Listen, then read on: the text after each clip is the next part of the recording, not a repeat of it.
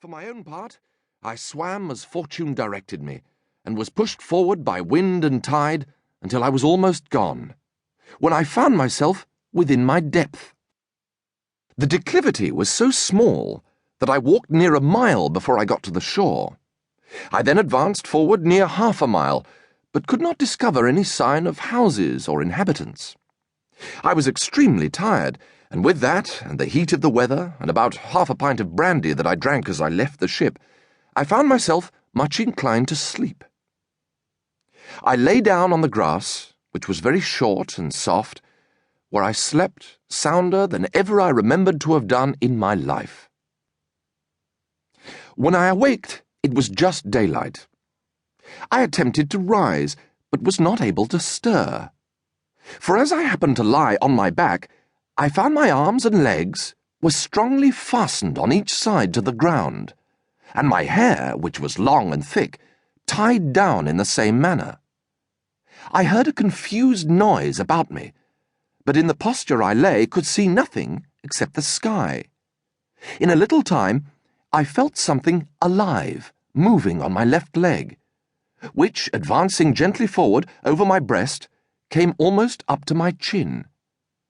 When bending my eyes downward as much as I could, I perceived it to be a human creature, not 6 inches high, with a bow and arrow in his hands and a quiver at his back.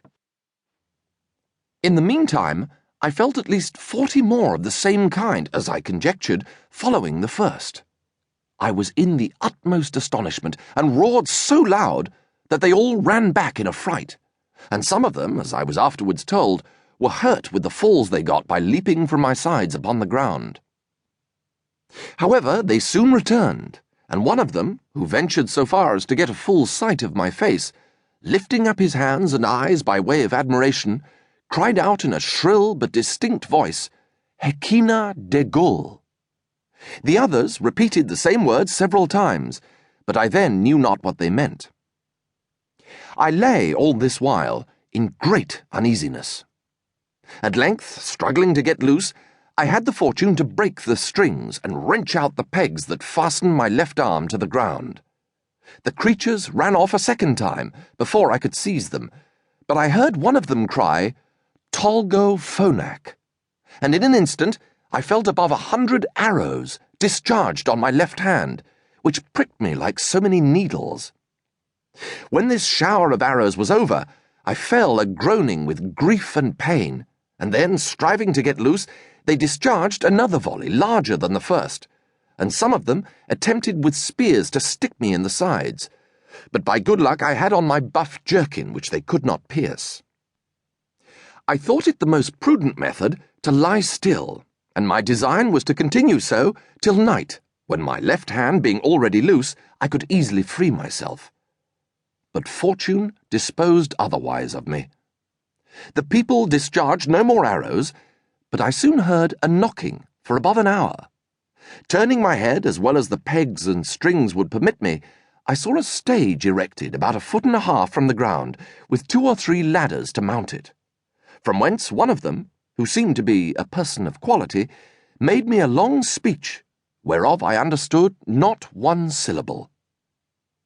I should have mentioned that before the principal person began his oration, he cried out 3 times, "Langro del San," whereupon about 50 of the inhabitants came and cut the strings that fastened the left side of my head, which gave me the liberty of turning it to the right, and of observing the person that was to speak. He appeared to be middle-aged, and taller than any of the other 3 who attended him. He acted every part of an orator, and I could observe many periods of threatenings and others of promises, pity, and kindness. I answered in a few words, lifting up my left hand and both my eyes to the sun, as calling him for a witness.